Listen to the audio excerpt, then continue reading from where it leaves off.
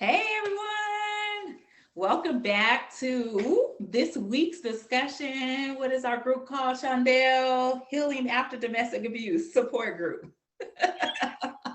And it's so funny because I think we went back and forth on what should we name the group, and then for some reason, forget the name of the group. So that is too funny. But anyways, welcome back everyone. We have another great topic tonight. And it is, how do you heal after abuse? Another hot topic. Yes, it Topic is. we hear all the time. Well, where do I start? How do I begin? What do I do? Mm-hmm. It's just one of those things that I have found in my healing. It's just there is no wrong or right way of healing. Exactly. There's no guidebook. Yep. It's just you have to find what works for you. Yeah. Healing just looks different for everybody.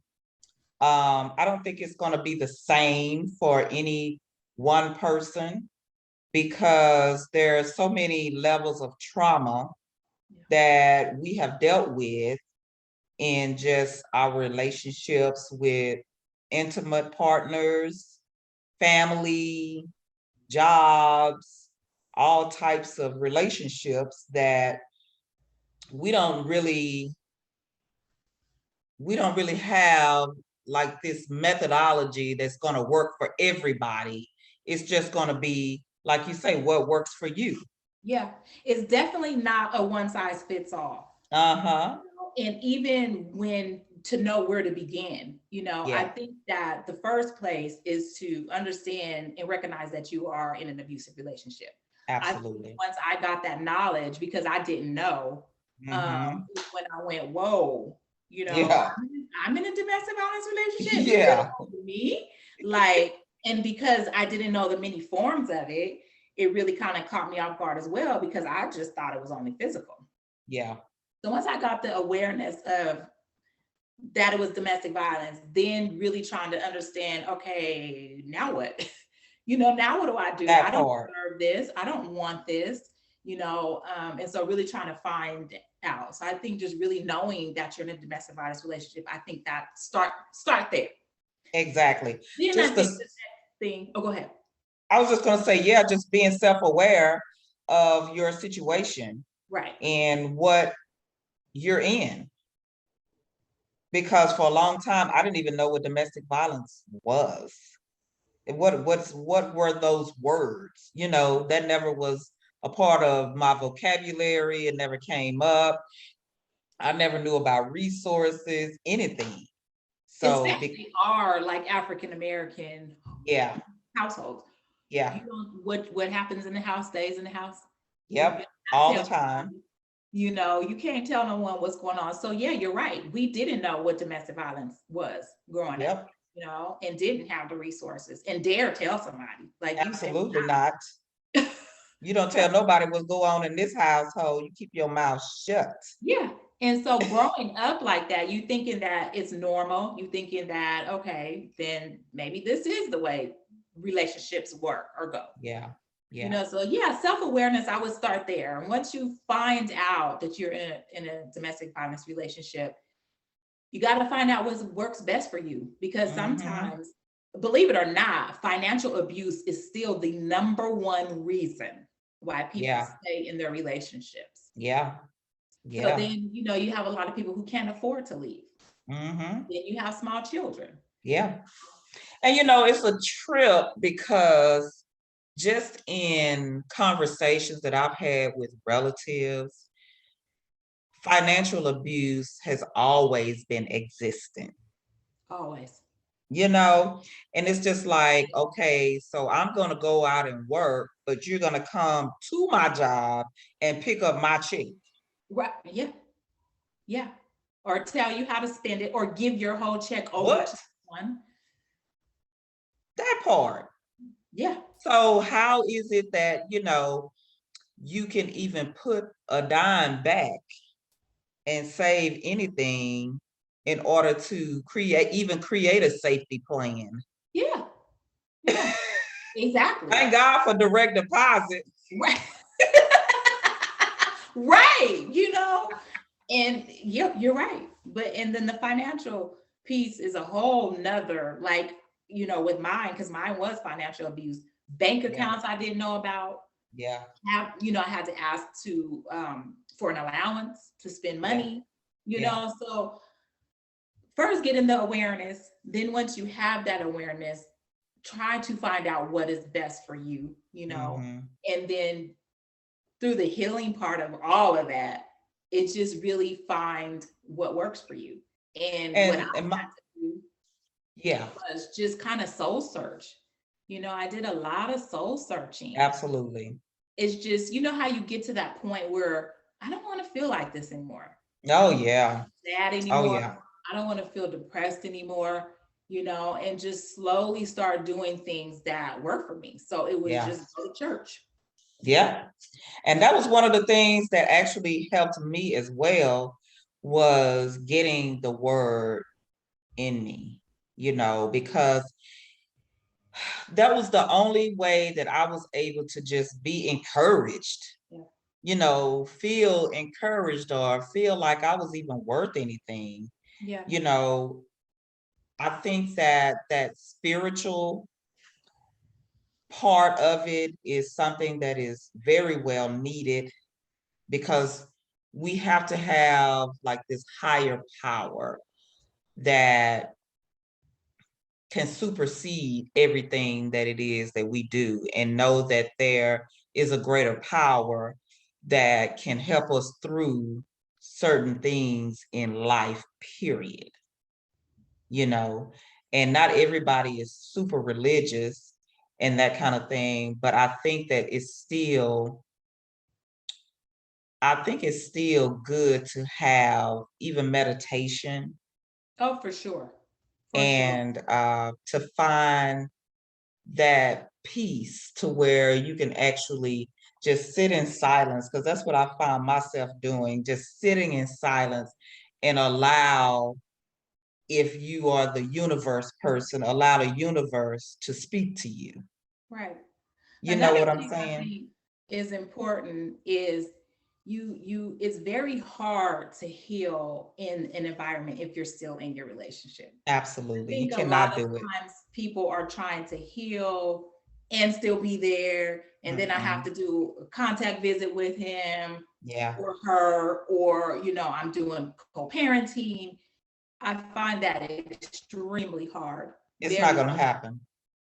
Yeah, Not going to happen. it's very, very hard. And so that's another thing. Like, it's almost like that wound continues to be ripped open when you're trying to heal, Yeah, So for those of you that are in those relationships, really work with an advocate to help you with a safety plan on how to stay safe, and then work through ways of, self-care after you have to deal with your partner, because you can be out of the relationship, but you still have to go to court. You yeah, know, you can be out of the relationship, but you still have to, co-parent. So yeah, in those situations, I would really work with someone that can help you with a safety plan. And then in addition to that, yeah. And also for for those that suffer in silence, I feel that when you're not able to use your voice to speak out what's happening with you, then that's a form that is really killing us all, because we're suffering in silence. And I think that once we start to really talk about what it is that's going on with us, with someone that is trusted, yes, very trusted, and you start speaking about your abuse, what's going on, what's happening. A lot of times these abusers, they continue to do what they do because they know you're not going to tell anybody. absolutely. And they continue on to the next person. Hmm. So there is no accountability No accountability whatsoever. because we're ashamed and afraid to speak out. Absolutely. And so we must speak out. And so my methodology that I used was shine, you Mhm. know. And that was the first thing, the first thing was to really become self-aware and then to talk about it. Just start talking about it, because it's like this secret that we're holding on to, and we can't really, talk to this person. We feel ashamed about this or that or whatever. So the first thing you got to do is open up your mouth. Then you want to help yourself. Yep. Everybody else can't keep telling you, girl, you need to do this, girl, you got to do that, and you just need to leave him. But you gotta want to help yourself. You And in do. order to help yourself, you gotta take care of yourself. You gotta have self-care. You gotta take care of your body. You gotta get rest. Yeah. You have to pretty much be sane enough to be able to go to work, Yeah. take care of your family, your kids. You do. And I think a lot of times people are afraid to, I've heard this a lot. I don't want to feel the pain. I don't want to heal because there's so much pain. Yeah. Well, depression is pain. Yeah. Anxiety is pain. Yeah. Nightmares is pain. Yeah. And isolation is pain. So I'm trying to wrap my brain around what we mean by we don't want to feel pain when we're already feeling pain. We're already feeling it. So we over need and over past that pain by doing things that are going to help us get out of that pain. Absolutely. I can't tell you how many times it's like, I don't want to work on my healing because I don't want to relive the trauma. Well, you're reliving the trauma by thinking about it all day. Yeah. All day. The things that I just mentioned. So I'm struggle with that. I understand where people are trying, what they're meaning to say, I think, but it's like you're feeling the pain. Yeah. So you have to put in the work. You really have to put in the work. And you get to this point in the process where you're like, I just don't want to feel like this anymore. Mm-hmm. That's when, because no one can tell you when. We can't say, a date or a time on when to start. Yeah. You have to get to this point where I'm tired. I don't want to do this anymore, and slowly start finding things that work for you. Exactly. And like you say, first off, you're gonna have to remove yourself from that toxic environment. There's no way that you're gonna be able to heal in that same environment that hurt you. Absolutely. You become self-aware that this is what you need to do.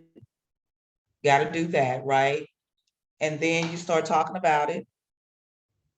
Yep.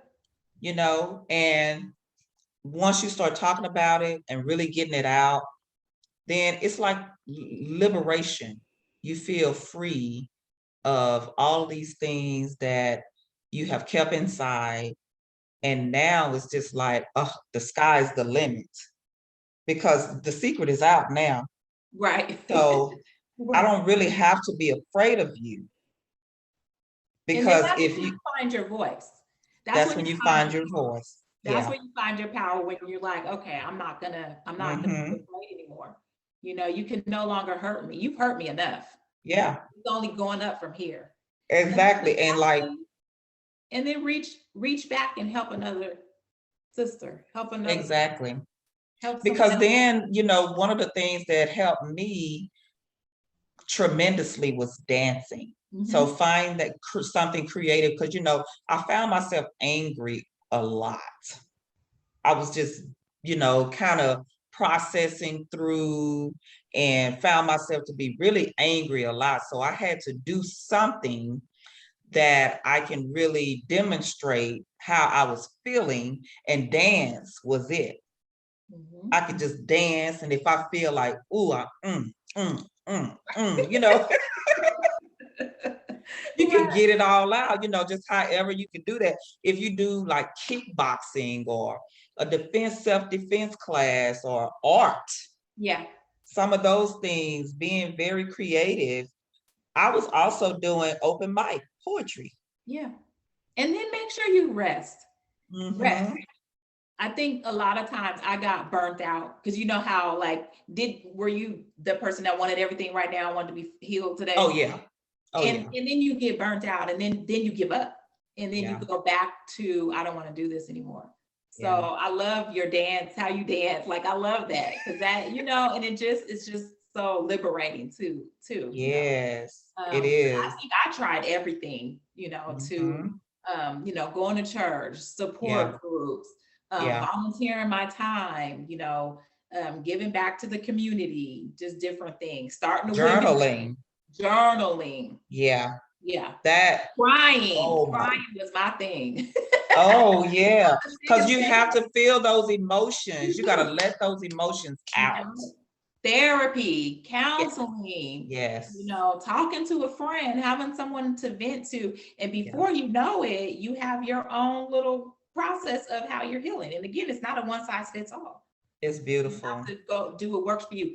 Then before you know it, you're like, I'm not crying as much. Ooh, I feel Uh-huh. a little better about myself. I got a little pep in my Uh-huh. step. Like I'm walking with my shoulders back and my head high. I feel good. Look, I don't even give a damn that he got another woman. Girl, good luck, girl. Let